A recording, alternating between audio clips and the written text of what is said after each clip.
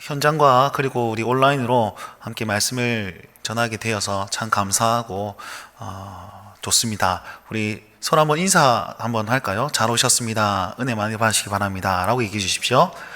네.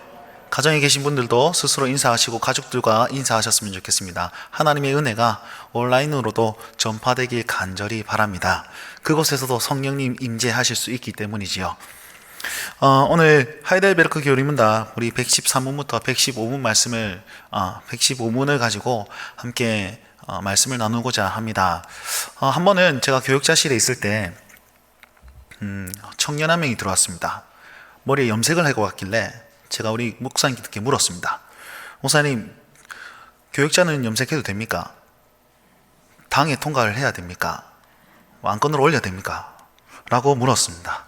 그러니까 농담 삼아 이렇게 반응해 주셨는데, 어떤 분이 또 물으시더라고요. 목사님, 왜 염색하려고 합니까? 제가 진짜 하고 싶어서 그런 건 아닙니다. 네, 제가 그런 짓은 안 합니다. 근데 그냥 어떤 사람이 이렇게 얘기하죠. 제가 중등부 사역을 맡았으니까 애들이가 더 친근하게 다가가고자 외모라도 좀 꾸며보자, 뭐 이런 생각들을 하셨습니까? 이렇게 되물어 보시는 분도 있었습니다. 근데 절대 그런 거 아니고요. 그냥 스트레스 받았어요. 스트레스 받아서 뭔가 기획을 해도 잘 안 되고 이러니까 그냥 바꿀 수 있는 내 몸이라도 좀 바꿔보자, 그냥 이렇게 삶의 변화를 좀 줘보자, 그런 마음에서 그냥 넌지시 여쭤봤습니다. 목사들은 교육자는 염색할 수 있습니까, 없습니까? 라고 물어봤습니다. 여러분 어떻습니까? 신년이 되었는데 참 기쁘고 즐겁고 소망 넘치는 그런 신년을 살아가고 계십니까? 우리가 작년 한 해에 늘 똑같지 않습니까? 기획하고 연기하고 취소하고, 뭔가 열심히 가정에서나 아니면 직장에서나 어느 관계적인 부분에서나 열심히 잘 해가지고 좀 될만 하니까 코로나 와가지고 또 안 되고, 그 다음 또 돼서 이제 또 열심히 노력해서 조금 또 살만하니까 또 절망이 오고 좌절이 오고, 그렇지 않습니까? 그런 상황에서 신년이 되었다고 해서 뭔가 달라질까? 여전히 우리에게는 자유가 없고 우리에게는 또 우리 안에서 뭔가 추진력 있게 할 수 있는 부분이 아무것도 없지 않습니까? 그러면 이런 상황에서 우리는 어떻게 살아야 될까요? 그냥 스트레스 받으니까 내 몸이라도 변화시켜보자, 염색 다 하고 다녀야 됩니까? 아니면은 뭔가 나 스스로 이렇게 스트레스를 풀 만한 어떤 것을 찾아야 되는 건가요? 특별 새벽기도회 진행 중이지 않습니까? 저희 담임 목사님께서 화요일 날 창세기 말씀 가지고 그런 말씀을 하셨습니다.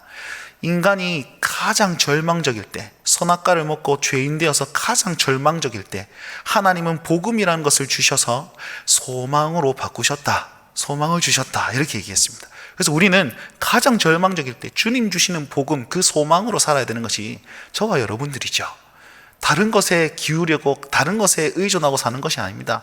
이 절망의 시대에 복음만이 소망이고 우리 주님만이 소망 아니겠습니까? 그러니까 사도 바울이 이렇게 고백하는 거예요. 내가 가장 약할 그때가 가장 소망이 넘친다, 이렇게 되는. 제가 그때 화요일 날 그 말씀을 듣고 저기서 기도를 하고 있는데 이 마음속에 그런 마음이 들었어요. 지금 우리가 답 없는 인생을 살아가고 있지 않습니까?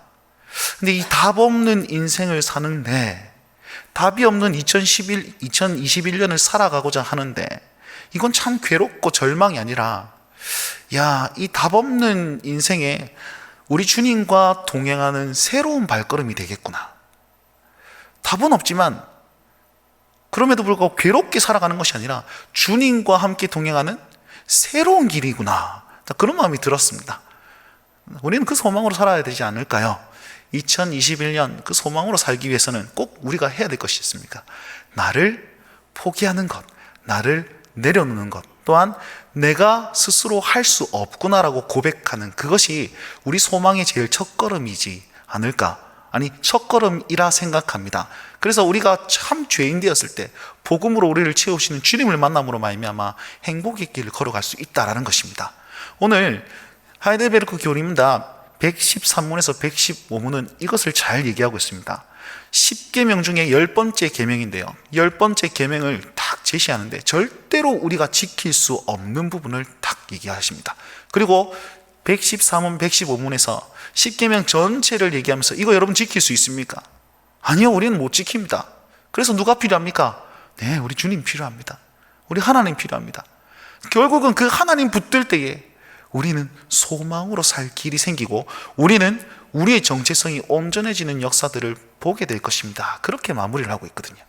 그리고 그 이후에 그래서 우리가 주기도문을 배우면서 하나님을 더욱더 의지하는 기도를 하며 살아야 됩니다 라고 이어지는 부분이 바로 오늘 이 문답입니다. 한번 살펴보도록 합시다. 113문은 10계명 중 10번째 계명을 얘기하고 있습니다. 10번째 계명입니다. 혹시 한번 다 같이 한번 읽어주시면 감사하겠습니다. 10번째 계명 시작. 내 이웃의 집을 탐내지 말지니라. 내 이웃의 아내나 그의 남종이나 그의 여종이나 그의 소나 그의 낙이나 물은 내 이웃의 소유를 탐내지 말지니라 하신 것입니다 라고 얘기하고 있습니다. 우리가 5계명부터 10번째 계명까지는 이웃사랑에 대해서 얘기하고 있는데 5계명부터 9계명까지 이웃의 권위를 그리고 이웃의 생명을 그리고 결혼에 관한 부분 그 다음에 소유에 관한 부분 이웃의 명예에 관한 부분을 어떻게 보아야 될 것인가 그걸 잘 가르쳐 주었습니다. 부모에 대한 권위와 그 다음에 지위가 높은 사람, 직분이 높은 사람의 권위, 그 다음에 살인하지 말라가 생명의 소중함을 얘기했고 간음하지 말라는 결혼의 소중함을 더욱더 강조했습니다. 그리고 도적질하지 말라는 이웃의 소유를 더 값지게 해라. 그리고 9계명은 혀에 대한 부분이죠. 말에 대한 부분으로 상대방의 명예를 실추하지 말아라 라는 그런 계명으로 쭉 이어져 왔단 말입니다. 그럼 마지막 10번째 계명은요, 바로 이건 행동의 문제가 아니라 마음의 문제를 딱 마지막에 얘기하면서 10계명을 마무리하고 있습니다. 자, 10번째 계명, 이 마음의 문제를 딱 제시하는 것은 무엇이냐면 5계명부터 9계명까지는 행동에 대한 부분이었습니다. 물론 마음에 대한 부분도 있지만 그럼에도 불구하고 이 모든 계명들을 그 근본이 뭔가, 이 계명들을 지키지 못하는 근원이 뭐고 또 지킬 수 있는 근본은 무엇인가, 그걸 딱 얘기하는 것이 10번째 계명입니다. 다른 말로 하면 1계명부터 9계명까지를 싹 모아가지고 이거 정말 이게 기초가 되니까 이거 딱 지켜야 된다, 그걸 얘기하고 있는 것입니다. 그래서 결국은 10계명은요 마음의 변화로부터 시작하여서 현실에 어떻게 실천되는지에 대한 가르침을 다 포함하고 있습니다. 저는 이것을 세계관 혹은 가치관이라고 얘기하고 싶습니다. 믿는 자들이 어떻게 살아야 될 것인가 10계명에 다 나와 있고, 그리고 그 기준이 되는 것은 무엇이냐면 마음에 대한 부분이다 라는 것으로 10번째 계명을 얘기하고 있죠. 그러면 우리 마음에 정말 주의해야 될 것은 무엇입니까? 바로 10계명 중에 10번째 계명인 그 탐심이라는 것입니다. 오늘 본문 말씀 골로새서 3장 5절 말씀에는 이 탐심을 뭐라고 정의했냐면 바로 우상 숭배다라고 얘기를 하고 있습니다. 주님 외에, 삼위 하나님 외에 더 좋은 것을 탐하거나 그것보다 더 좋게 여기는 것, 그것이 바로 우상 숭배라는 것입니다. 구체적으로 10번째 계명이 이렇게 얘기하고 있습니다. 내 이웃의 집을 탐내지 말아라. 그 내 이웃의 집은 무엇입니까? 내 아내나 남종이나 여종이나 소나 낙이나 무릇 내 이웃의 소유를 탐내지 말라라고 얘기합니다. 자, 아내, 나 탐 안 냈는데요. 남종과 여종 탐 안 냈는데요. 소나 낙이, 소나 낙이는 좀 별로 관심이 없습니다. 나는 돈이나 뭐 TV나 집이나 이런 걸 더 관심 있습니다. 그래서 나는 이런 거 탐내지 않았는데요 라고 말할까봐 그 뒤에 무릇이라고 얘기하면서 종합적으로 얘기하고 있죠. 무릇, 이런 것들 이렇게 얘기하면서 결국은 이웃에 대한 모든 것을 탐내지 말라라는 의미가 이 무릇 이웃의 소유라고 얘기하고 있는 것이죠. 결국은 우리가 이웃에 대한 어떤 소유라도 탐내서는 안 됩니다. 그리고 굉장히 탐내기 쉬운 마음이 우리에게 쉽게 들어오기 때문에 마지막 10번째 계명에서 이것을 강조하고 있는 것입니다. 좀 더 세밀하게 보면요, 이 탐심이라는 것이 앞에 1계명부터 9계명까지 어떻게 영향을 주는지를 표로 한번 만들어 보았습니다. 일단은 재물을 탐내지 말아야 되겠죠. 재물을 탐내는 것은 어디로 이어집니까? 도둑질로 이어질 가능성이 굉장히 많습니다. 도둑질은 몇 계명인가요? 8계명이죠. 도적질 하지 말라. 그리고 앞서 우리 골로새서 3장 5절 말씀은 재물을 탐내는 것, 이 탐심은 우상 숭배라고 했습니다. 이것은 몇 계명과 연관이 있냐면 1계명입니다. 그리고 종을 탐낸다라는 건 종은 사람이지 않습니까? 그래서 이건 6계명과 생명에 관한 부분인 6계명과 굉장히 밀접한 관련이 있고, 아내를 탐낸다는 것은 간음하는 것을, 결혼에 대한 부분들을 얘기하고 있으니까 7계명 그렇게 연관이 되죠. 그리고 게으름이나 자기 사랑에 대한 부분, 우리 10계명과 하나님 사랑과 이웃 사랑이지 않습니까? 근데 자기를 너무 사랑하다 보면 이게 주일 성수의 문제와도 연관이 될 수 있습니다. 내가 너무 피곤하니까 그냥 교회 가드보다는 요즘 인터넷이 대세니까 그냥 인터넷에서 예배 드리지 않는 것으로 4계명과도 또 연관 지을 수도 있고요. 높아지려 하는 마음은 우리 권위에 대한 부분으로 5계명, 그리고 남을 비방, 내가 높아지려면 저 사람을 까야 되거든요. 그러니까 남을 비방하는 것은 9계명과 연관이 되어 있습니다. 결국은 1계명부터 9계명까지 그 핵심 근본은 무엇이냐면 내가 더 잘나 보이고 내가 더 소유해야겠다는 그 탐심의 문제라는 것입니다. 탐심, 이 마음의 문제가 모든 죄의 뿌리가 되고 거기에 대한 경고로서 10번째 계명을 딱 제시하면서 너희가 이런 모든 것들 다 지켜도 그 마음의 문제, 그게 근본이 되어야 되고 이게 바뀌어야 된다라는 사실을 10번째 계명에서 제시하고 있습니다. 성경에도 보면요, 선악과를 먹을 때 하와가 그 마음에 어떤 마음이 있었습니까? 보암직도 하고 먹음직도 하고 이미 마음에 그걸 탐하고자 하는 마음이 많았단 말이에요. 그리고 가인은 어떻습니까? 아벨에게 시기 질투하여서 저 아이를 죽여야 되겠다라는 그런 마음이 먼저 들어왔고 행동이 이어졌고요. 가론 유다는요, 사탄이 예수님을 팔 마음을 주었다라고 얘기했습니다. 그래서 결국은 이 마음의 문제가 행동으로 나타나게 되고 그 행동이 혹은 그 마음 중심이 이 10계명을 잘 지키지 못하게 만드는 그런 삶을 우리가 살아가고 있다라고 결론을 지을 수 있습니다.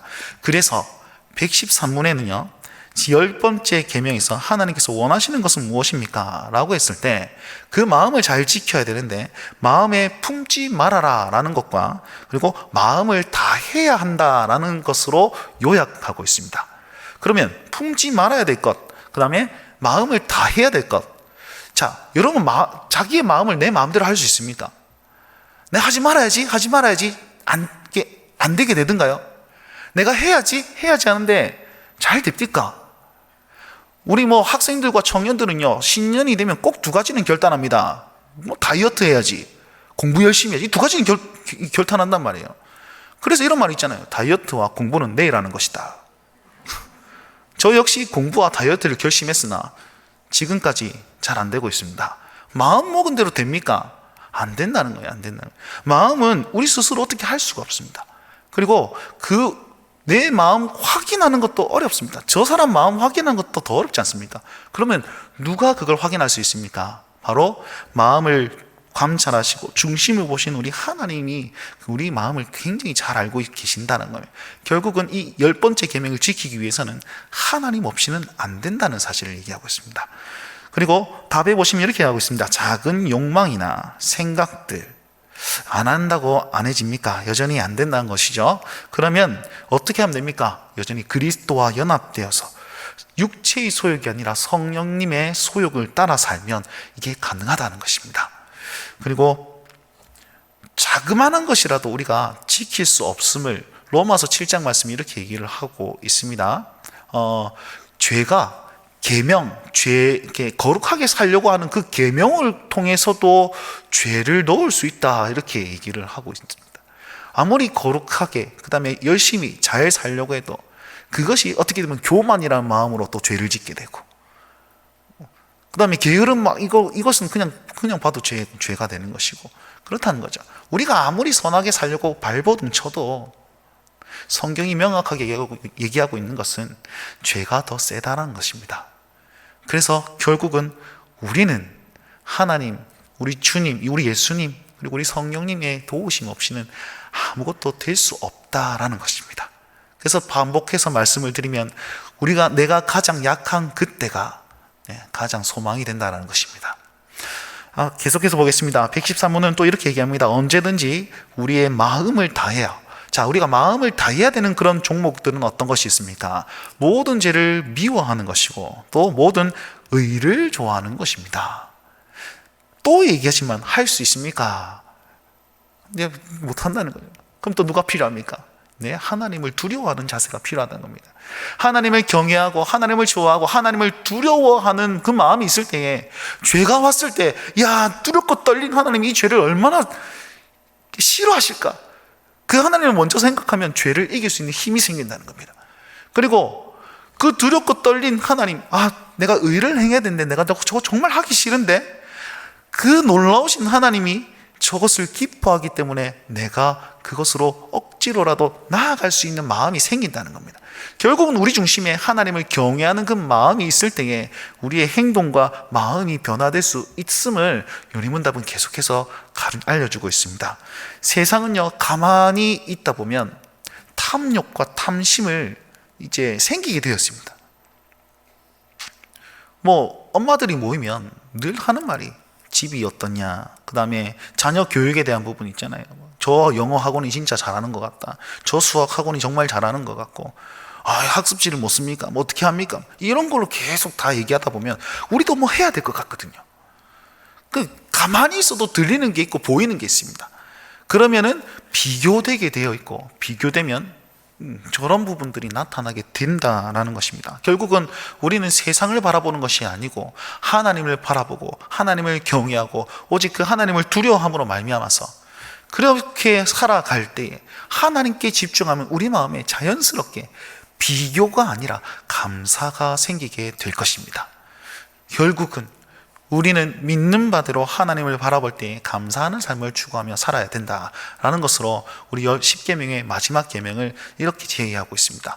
자, 10번째 계명은요, 탐심을 얘기하고 있지만 우리 마음의 문제를 얘기하고 있습니다. 그리고 결론은 마음의 문제는 우리가 어떻게 할 수 없다라는 것으로 결론 짓고 있습니다.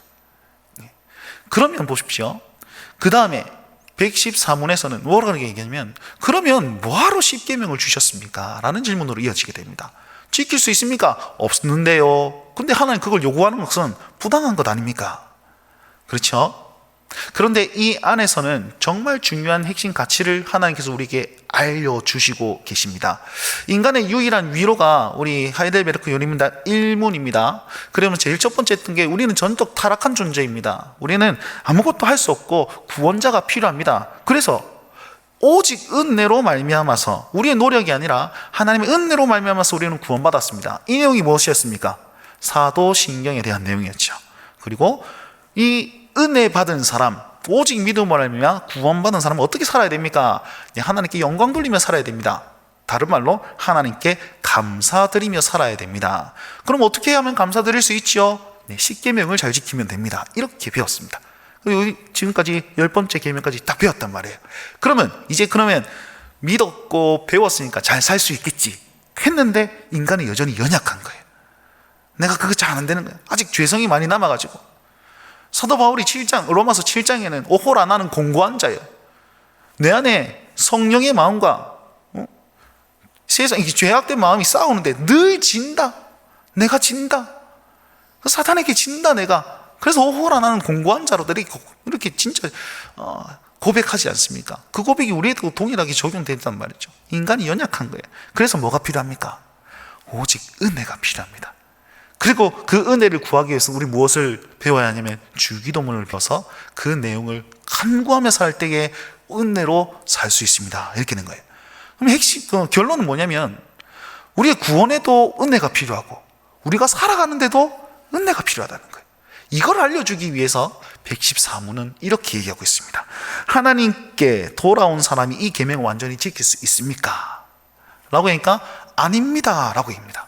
완전히 지킬 수 있습니까? 어떤 사람이요? 하나님께 돌아온 사람이. 그리고 114문 답에 보시면 가장 거룩한 사람이, 인간 중에 가장 거룩한 사람이라도 다 지킬 수 있습니까? 네, 이 사람도 안 되고 저 사람도 안 됩니다. 절대로 지킬 수 없습니다. 왜냐하면 그 안에 탐심은 스스로 어떻게 할 수 없기 때문입니다. 이게 이해가 되십니까? 그리고 지킬 수 있을 때가 있는데, 그때가 언제냐? 죽을 때. 이 세상에 살 동안에는, 육체를 입고 있을 때는 절대로 지킬 수가 없습니다. 죽으면 주와 연합돼서 완전한 모습으로 그런 영화롭게 되기 때문에 그때는 가능합니다. 근데 살아있을 때는 절대로 안 됩니다. 그러면 살아있을 때 우리의 유익은 무엇입니까? 바로 순종을 겨우 시작했을 뿐입니다. 이렇게 얘기합니다. 그리고 마지막 날에는 완전하게 될 것입니다. 그래서 구원을 얻은 우리는요, 지금 시작했습니다. 그리고 마지막 때에 완전하게 그곳으로 나아가고 있습니다. 이것을 성화라고 얘기를 하죠. 성화되는 과정에서 우리 스스로 할 수 있는 것은 없고 하나님의 은혜를 구해야 된다라고 앞서 말씀을 드렸습니다. 그래서 113문에는 그 뒤에 이어서 이렇게 얘기하는데, 그러나 그들은 굳은 결심과 모든 계명을 따라 삽니다, 이렇게 얘기해요. 순종의 자세를 얘기하고 있습니다. 순종하기 시작했는데 믿음이 있는 사람들은 그 순종의 자세가 다르다는 겁니다. 보시면 굳은 결심으로 순종한다. 이것은 의심 없이 나아간다. 2021년 코로나 때문에 어찌 살아야 됩니까? 모릅니다. 근데 주님이 우리와 함께 하시니 그 길 갑니다. 이렇게 할 수 있는 믿음이 여기서부터 생긴다는 겁니다. 두 번째, 그러면 그것만 따라 삽니까? 아니요. 모든 계명을 따라, 앞서 말씀드린 10가지의 계명을 따라서 나아가는데, 내가 이해되지 않는 것까지도 순종합니다. 모든이라고 했으니까. 이해되지 않는 것에도 의심하지 않고 순종하며 사는 그 삶의 자세가 믿음으로부터 생깁니다. 그리고 이것은 오직 은혜로 말미암아 가능해집니다. 우리는요, 절망의 시대, 어디로 답 없는 시대에 무엇으로 살아야 됩니까? 바로 순종과 결심을 계속해서 반복하며 살아야 됩니다. 넘어져도 굳게 결심하고 다시 한번 순종하며 살고, 또 넘어져도 결심하며 순종하며 사는 것, 그것이 바로 우리가 이 땅을 살아갈 수 있는 힘이며 방법입니다. 115문에서는 이렇게 또 얘기를 합니다.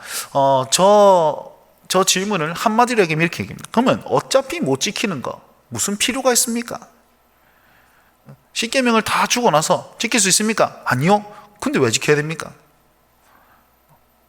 군대에서 땅 팔아, 다 팠어, 다시 묻어라. 뭐 하나님께서 우리 놀리는 겁니까? 거기에 대해서 교리문답은요, 두 가지의 유익을 제시하고 있습니다. 첫 번째 유익은 이렇습니다. 첫 번째 유익은 죄악된 본성을 더욱 알게 하는 유익이 있다, 이렇게. 다시요. 10계명을 우리의 줌으로 말미암아서 내가 여전히 죄인이고 여전히 나는 소망이 없고 나는 할 수 없는 존재이구나, 나는 주님이 필요한 존재이구나, 이걸 알게 해준다는 겁니다. 예수님께서요, 이런 비유를 했습니다. 그 불의한 재판장 비유 아시죠? 누가복음 16장에 나오는데, 한 여인이 억울한 일을 당했습니다. 근데 저 재판장이 굉장히 불의한데 그 재판장에게 계속 가서 구하는 거예요. 이것 좀 해결해 주십시오, 이것 좀 해결해 주십시오, 이것 좀 해결해 주십시오. 근데 이 불의한 재판장이 짜증냅니다. 진짜 내가 저 소원 안 들어주면 더 귀찮게 해서 내가 머리털 다 뽑히겠다. 그래서 에이, 해결해 줄게, 해결해 줍니다. 그러면 우리 예수님 그렇게 불의한 재판장과 같습니까? 그건 아니겠죠. 이 여인이 왜 불의한 재판장에 가서 그렇게 매달렸을까요? 내 문제를 해결해 줄 분이 저 사람밖에 없기 때문에 거기에 매달렸던 겁니다. 내 문제 해결해 줄 사람이 그 재판장 말고 저 재판장이 있으면 절로 갔겠죠. 근데 여기가 안 되고 여기도 안 되고 여기도 안 되고 여기도 안 되고 유일하게 해결해 줄 수 있는 사람이 저분이기 때문에 거기에 끝까지 매달렸다는 것 아니겠습니까? 동일합니다. 그렇게 나의 모든 문제 가운데, 내 모든 죄성 가운데, 내 모든 연약함 가운데 이걸 해결해 줄 수 있는 분이 바로 주님밖에 없습니다 라는 걸 가르쳐 주기 위해서 너는 약하다는 걸 우리에게 알려주는 겁니다. 그래서 더욱더 주님께 간구함으로 말미암아 회개와 의로움의 자리로 나아가고, 그리고 그것을 구하기 위해서 더욱더 주님께 매달리기 위해서 우리의 연약함을 계속 가르쳐 준 겁니다. 10가지의 계명, 10계명이 그런 역할을 하고 있습니다. 그래서 나는 참 죄인이구나, 에이, 하나님 보시기에 이렇게 또 죄 짓고 반복적인 죄를 또 짓고 내가 만약에 하나님이라도 나를 용서 안 할 거다, 이렇게 생각하지 마십시오. 그러니까 염치 없어서 내가 하나님 앞에 기도조차 못하겠습니다, 그게 아닙니다. 염치 없으셔야 됩니다. 이 문제를 해결해 줄 유일한 분이 바로 예수 그리스도밖에 없다라는 그 믿음으로 더욱더 담대히 나아가야죠. 약하다고 해서 움찔하지 마시고, 약하니까 강한 그분을 더욱더 붙들며 나아가야 된다는 것입니다. 언제까지요? 평생토록.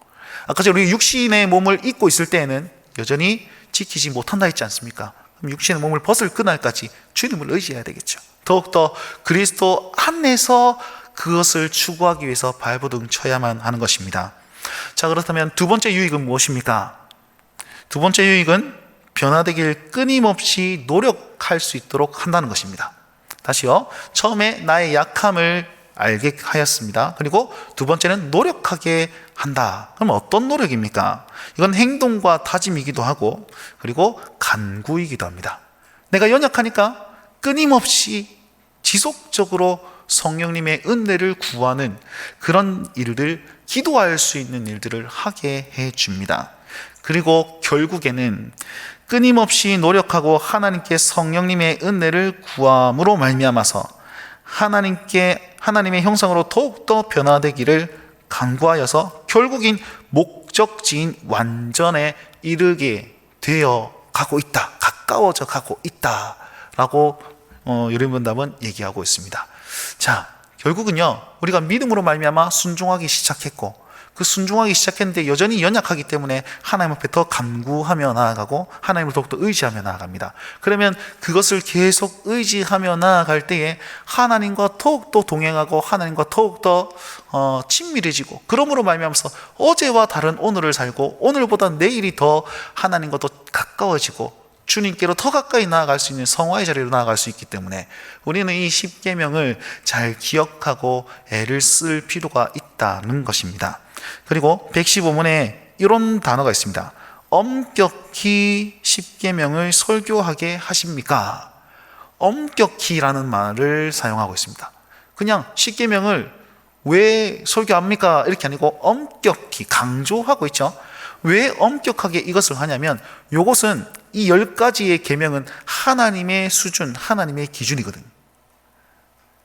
하나님이 이 10가지 계명을 우리에게 주신 이유는 하나님 자신처럼 되게 하기 위해서.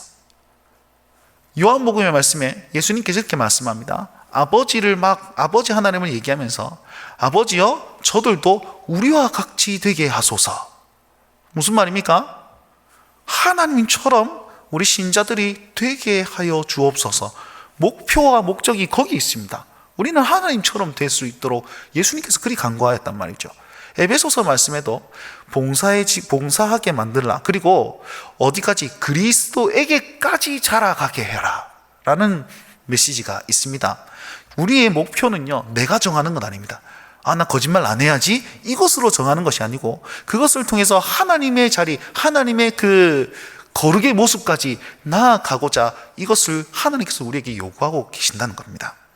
연약하고 우리 힘으로 불가능한 것을 깨닫게 하여서 주님을 더욱더 의지하고 끊임없이 노력하고 성령님의 은혜로 말미암아서 하나님의 자리까지 갈 수 있도록 우리를 인도하기 위해서, 우리를 이끌기 위해서 이 계명을 우리에게 주셨다라는 사실을 믿으면서 포기하지 마시고 우리가 더욱더 기도의 자리로 나아가서 하나님께로 자라가고 우리 교회가 하나님께 칭찬받는 모습까지 나아갑시다. 우리가 해야 될 것은 뭐냐면, 절망의 시대에 포기해버리는 것이 아니고, 절망의 시대에 내 노력으로 발버둥치는 것이 아니고, 더욱더 주님을 의지하며 나아가는 것입니다. 여러분, 갓난아이가 가장 자유로울 때는 언제인지 아십니까? 저희 딸이 맨날 안아달라, 이제는 무거워서 못 안아주겠다 그러는데도 계속 안아달라 합니다. 무슨 말입니까? 자기가 피곤해서 그럴 수도 있겠지만, 갓난아이는 부모님 품에 있을 때 가장 자유로운 법입니다. 지가 기어가봐야 얼마만큼 기어가겠습니까? 근데 아빠가 안고 자동차 타고 어디 가버리면 온데만데 다닐 수 있는 건 그런 자유로움이 주어지지 않습니까? 우리는 절대 의존적인 존재로서 하나님께 탁 붙어있고 하나님을 의지하고 하나님께 간구하며 나아갈 때에 답 없는 인생 속에서도 답을 찾을 수 있고 절망 가운데도 소망을 찾을 수 있는 것입니다. 그래서 여러분, 우리 기도합시다. 그래서 하나님께 간구합시다. 꼭 내일 특별 새벽 기도에서 뵙도록 하겠습니다. 그러면서 기도함으로 말미암아서 더욱더 복음의 소망을 가지고 이 땅의 어떤 한계가 아니라 하늘의 것을 바라보면서 우리가 절망의 시대에 소망과 희망과 그 은혜로 사는 것을 증명해낼 수 있는 우리 온 성도님들, 그리고 영상으로 함께하고 계시는 우리 온 성도님들이 되시길 바랍니다. 함께 기도하도록 하겠습니다.